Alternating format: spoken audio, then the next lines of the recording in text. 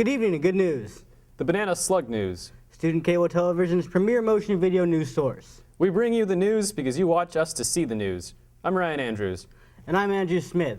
And with that, here's our top story for the night. The Clam Chowder Fest has come and gone, but BSN reporter Dominique Laren-Griggs was there to catch the action.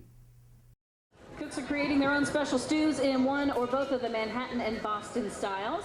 Now today the teams are competing for not only for best of, but for most original team, most tasted chowder, and the People's Choice Awards as well. Teams are cooking their chowders now. They have until 1 o'clock, about 15 minutes now, to complete their best stews. All organic chowder, folks. You want your chowder right here, sustainable clam, secret ingredient, chowder capilata. We're UC Santa Cruz. The white team is the Chowder Slugs. Red team is the Redwood Sluggers. We took first place 3 years ago in People's Choice and First Place Award, and twice in a row. Team Science and the Clams out here at the 26th Annual Clam Chowder Festival. Having a good time cooking up the best chowder on the wharf. We're the Albany Fire Department, and we make chowder. We make the best chowder. We won last year. We rock! We totally rock. Welcome to Dragon Mamas. We're Clam Nation, a chowder divided of red and white. So you've got to choose, okay? Chris with Santa Cruz Mountain Brewery, and our clam chowder is the best because of our organically brewed beer, steamed clams. Why is our clam chowder the best? Oh, because of his loving care when we make it. We only use the finest clams flown in from the south of France. No, they're Italian clams.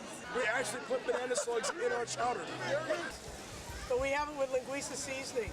Over there, we've got a thicker white chowder that's uses mashed potatoes as our thickening agent. So, you know, it's not that pasty, floury stuff. So you got to make the decision, red or white, baby. They have until 1 o'clock this afternoon to complete their best stews. At 1 o'clock, public chowder tasting begins.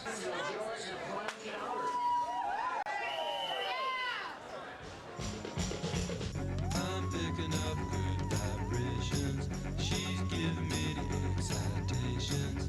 I'm picking up good vibrations. She's giving me the excitations. Good vibrations.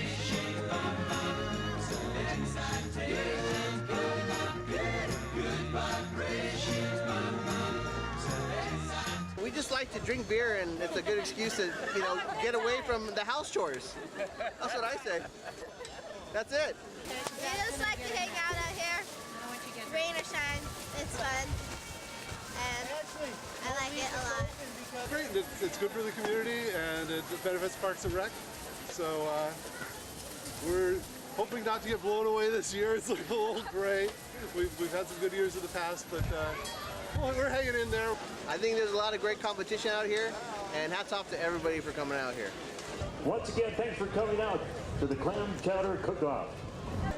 Come on, everyone. Let's come on in. I know y'all want to y'all can get laid by a pig. Let's go. The Santa Cruz Needle Exchange, a program through the Santa Cruz AIDS Project, offers a variety of specialized services in an attempt to stop the spread of diseases such as HIV. As helpful as this program is with keeping our communities safe and healthy, the Needle Exchange is also a controversial program. With the story is Emily Seagraves.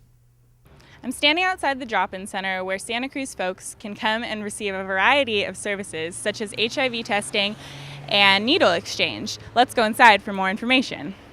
The goal in general of Santa Cruz AIDS Project is to both help people who've already contracted HIV and AIDS and also cut down on the transmission of. So definitely the prevention aspect is the part that we work on the most here, and just preventing other diseases as well. There's definitely needle or syringe exchange programs all over the country, but Santa Cruz is actually one of the oldest ones. We've been around for the longest. I think most of the controversy here, with the syringe exchange program in general, has to do just with the stigma on drug users in Santa Cruz, and this place is definitely coined as the needle exchange center, even though we do a lot of other things.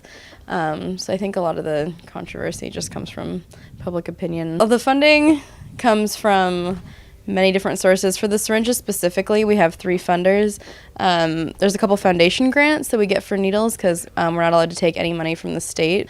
My paycheck and condoms and all that other stuff comes from a variety of poolings, and also like rent and utilities and stuff for here comes from the general fund.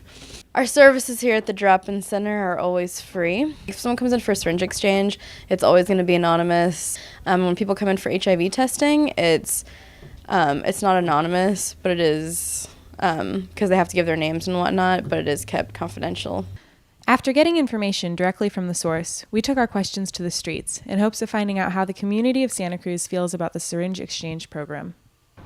I think it's really great that we have one. I mean, I think it's essential. It's definitely something that I see as being a very important service to the community. Well, I mean, if it's going to keep people from getting diseases, I guess it's good. Certainly to help people and prevent future serious illness, I think it's an excellent idea. Anything to clean things up, keep them healthier, we're all healthier.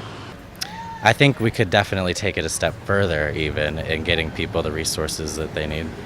Because someone has a problem, I don't think they should be penalized for that. I don't necessarily think that the general public maybe should provide for users. The Drop-In Center is an important program in the community. In an attempt to stop the spread of diseases, it offers a variety of services, including HIV testing and syringe exchange. The Drop-In Center is located at 412 Front Street. For more information, please visit their website at www.scapsite.org.